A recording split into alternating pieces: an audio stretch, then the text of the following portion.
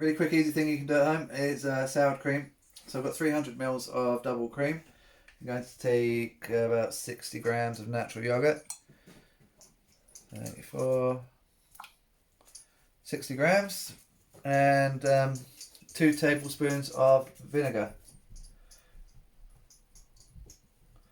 1,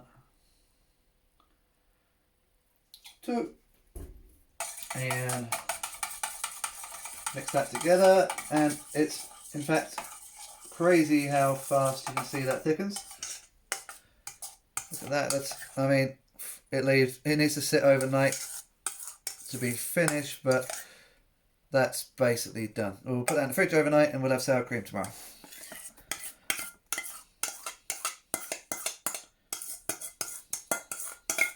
For my pierogies.